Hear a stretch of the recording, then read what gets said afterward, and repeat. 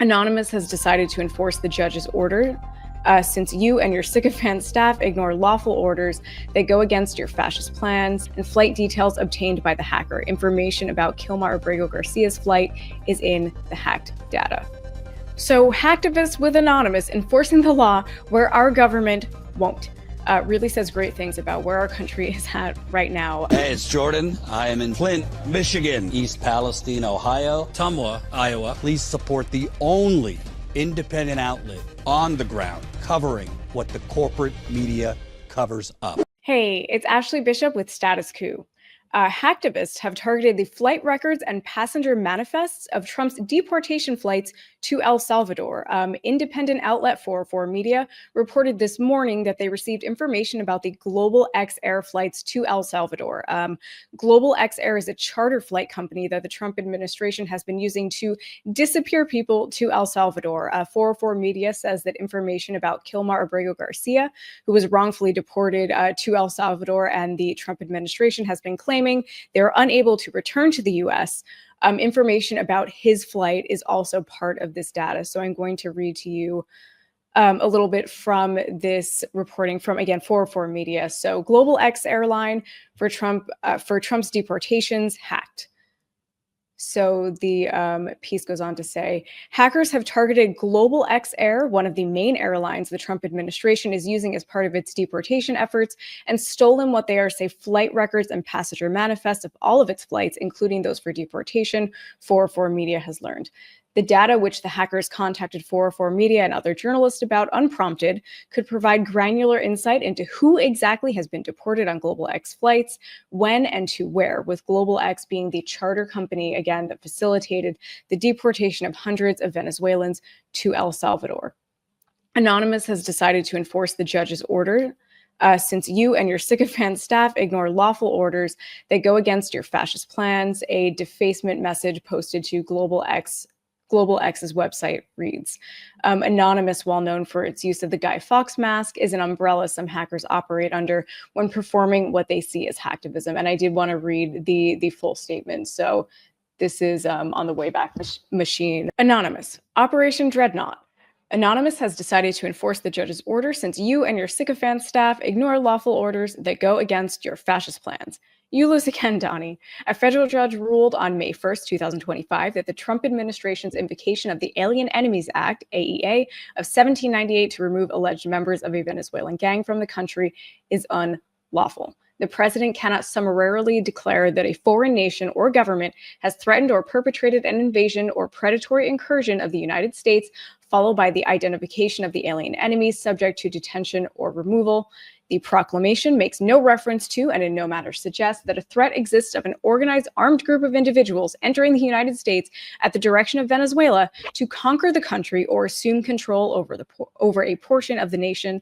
Thus, the proclamation's language cannot be read as describing conduct that falls within the meaning of invasion for purposes of the AEA.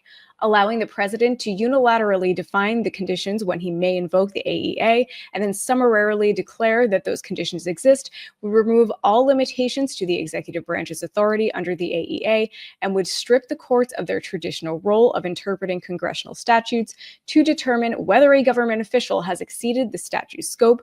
The law does not support such a position. This from the Trump-appointed federal U.S. District Judge Fernandez Rodriguez. So I'm going to go back to the article, but I think it's important to read that statement in full. So the article goes on. The hacker says the data includes flight records and passenger lists. The hacker sent 404 Media a copy of the data, which is sorted into folders dated every day from January 19th through May 1st. 404 Media cross-checked known information about ICE deportation flights that come from official and confirmable sources with information contained on the flight manifest and flight details obtained by the hacker. Information about Kilmar Abrego Garcia's flight is in the hacked data. So hacktivists with Anonymous enforcing the law where our government won't. Really says great things about where our country is at right now. I don't know. Good for them. Glad to see people doing what they can. We can all do something. And if your something is hacking flight records, go forth and prosper. This is all great. Before I go on, I did want to read just a little bit from the ProPublica piece that's actually linked in the 404 Media article, because I want to remind everyone that, you know, when we're talking about these deportations, when we're talking about these flights, we are talking about actual people whose lives are being ripped apart by the callousness of this administration. So this ProPublica piece, inside ICE Air, flight attendants on deportation planes say disaster is only a matter of time. The deportation flight was in the air over Mexico when chaos erupted in the back of the plane, the flight attendant recalled. A little girl had collapsed, she had a high fever, and was taking ragged, frantic breaths. The flight attendant, a young woman who went by the nickname Layla, said she grabbed the plane's emergency oxygen bottle and rushed past rows of migrants chained at the wrists and ankles to reach the girl and her parents. By then, Layla was accustomed to the hard realities of working charter flights for immigration and customs enforcement. She learned to obey instructions, not to look the passengers in the eyes, not to greet them or ask about their well-being, but until the girl collapsed, Layla had managed to escape an emergency. So again, flight attendants on these flights are being instructed not to look passengers in the eyes, not to greet them or ask about their well-being. So basically treat them like cattle who are being chained and flown to El Salvador. The piece goes on. Layla worked for Global Crossing Airlines, the dominant player in the loose network of deportation contractors known as ICE Air.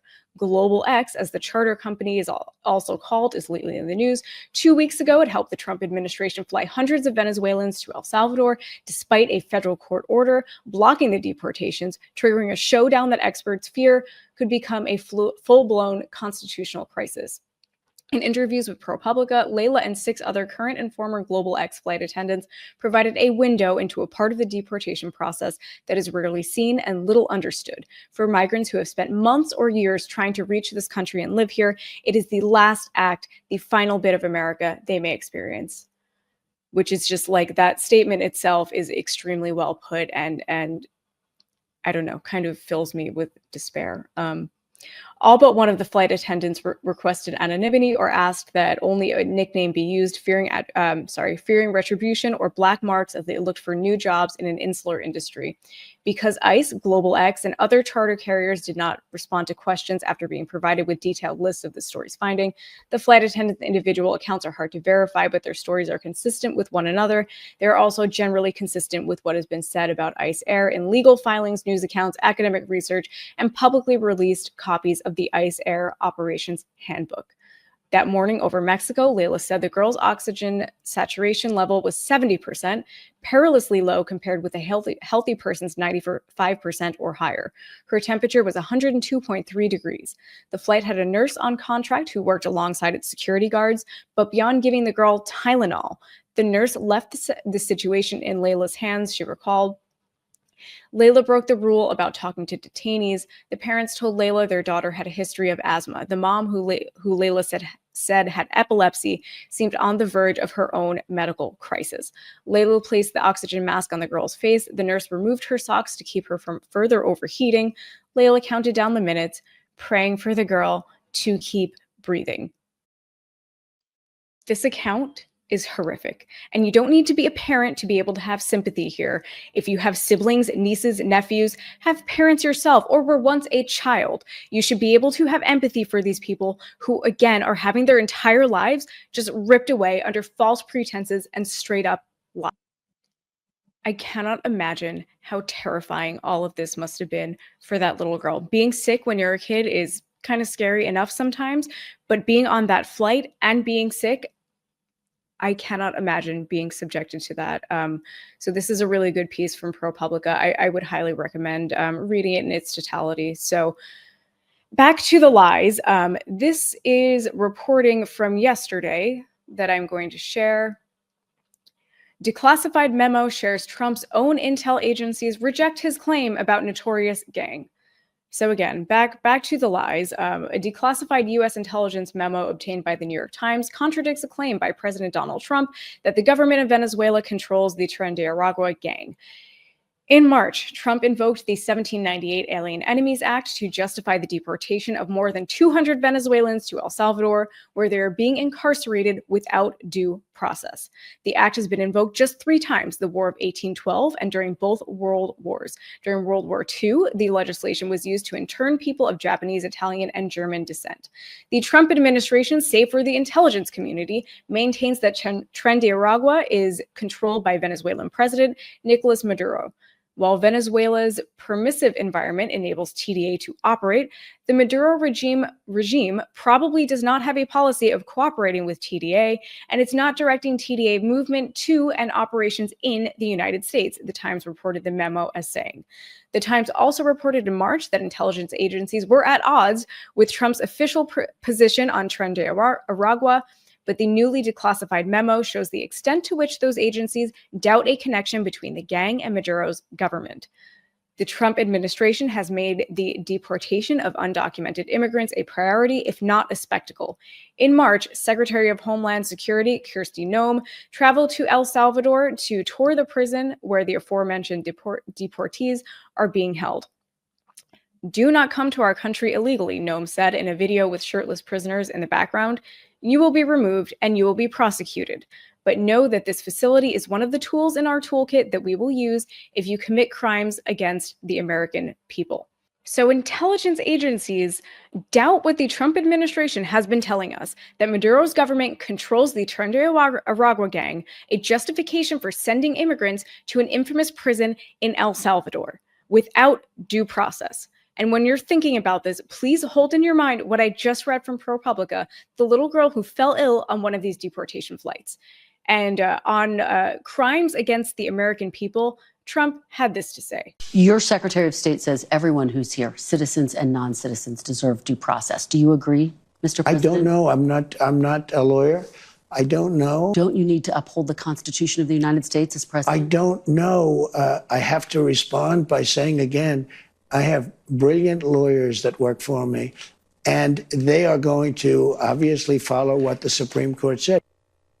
So our president doesn't know anything about due process, a right given to everyone in this country by our Constitution. He's leaving all of that to his lawyers. He doesn't know anything about it.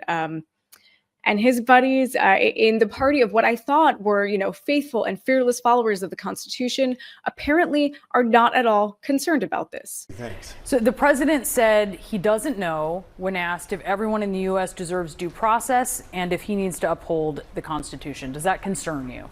No, I don't think the president ever inferred that he didn't want to uphold the Constitution of the United States. He swore that oath when he took office. He said very specifically, like, I got great lawyers.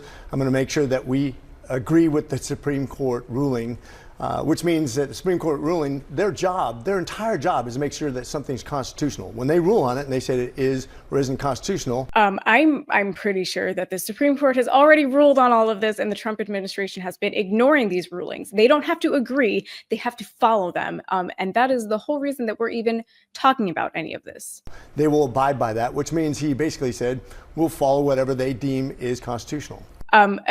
Again, no, they won't. Because they have shown us that they're not going to, because they already did not. Isn't the Constitution constitutional, though? I mean, he was being asked about the Constitution, not the interpretation of the Constitution. Sure, but the Constitution, just like the Bible, a lot of people like to interpret, including lawyers, especially lawyers. As a matter of fact, we've seen that very frustratingly applied historically. Such a comforting final thought. Such a comforting final thought from Representative Rich McCormick. The Constitution, like the Bible, is open to interpretation. I am really looking forward to more of their lawyers' interpretations of the Constitution going forward. Thank you guys for watching. Please like, follow, and subscribe to Status Coup News. And please do consider supporting our reporting by becoming a paid member to Status Coup. If you watched the live stream yesterday, you would know that John and I were on the ground covering a pro-Palestine protest at the Met Gala in New York City. We want to be able to do more of this. It takes a lot of money and resources to be on the ground, whether it's in New York City or in Pennsylvania, where we were last week covering the Bernie rallies. So please do, again, consider becoming a paid member of Status Coup for as little as $5 a month. And you can do this at statuscoup.com/join. Thank you guys again for watching. I will see you in the next video. Bye.